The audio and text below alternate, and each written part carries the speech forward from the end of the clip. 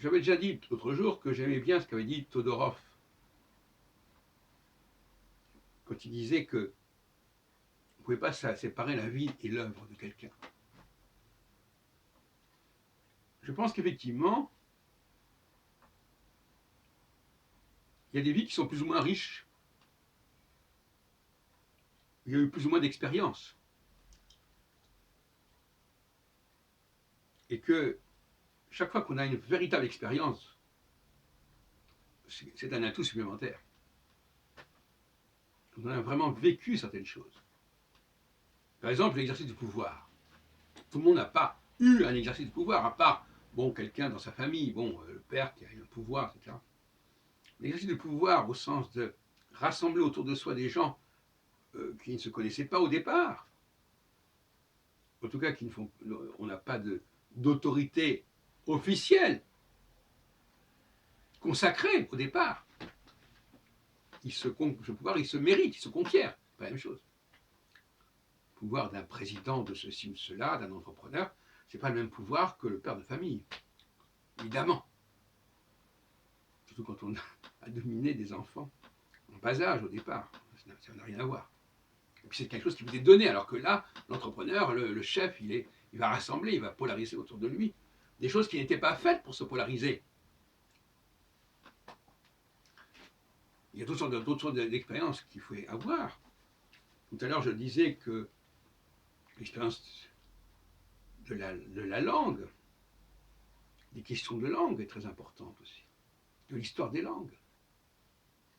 Et que le culturalisme, paradoxalement, qui se réfère souvent à la linguistique, ne semble pas avoir réfléchi sur la formation des langues.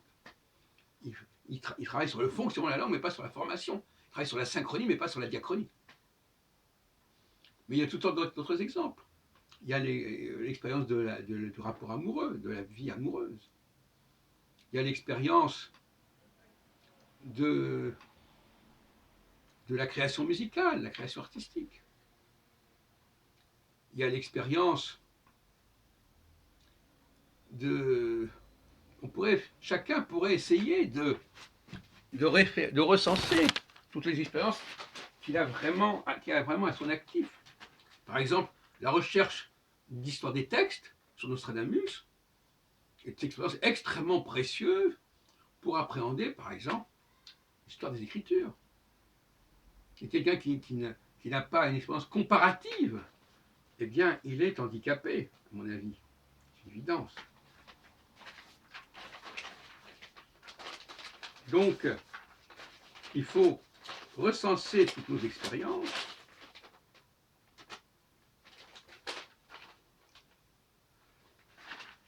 qui vont peser fortement, qui vont féconder notre réflexion intellectuelle.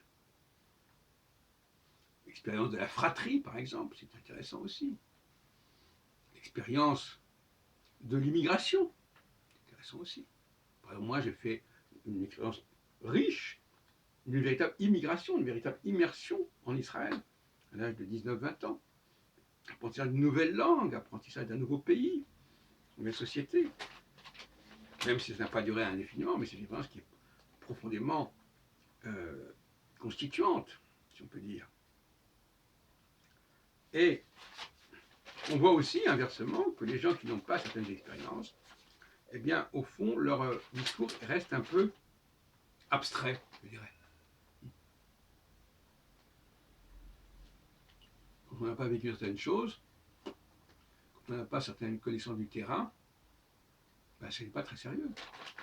Même l'expérience de l'astrologie est tout à fait édifiante. Tout ce qui est la volonté de faire coller un modèle avec la réalité, mais c'est excitant. Et puis on s'aperçoit de toutes les tentations, de tous les mirages que ça peut représenter. Et donc on est vacciné contre certaines pseudo-confirmations, etc. Même ce qu'on appelle les pseudo-sciences sont intéressantes à ce niveau-là, pourvu qu'on en sorte, comme on dit. Donc je pourrais continuer comme ça indéfiniment les exemples. Et tout ça est formateur. Voilà, très formateur.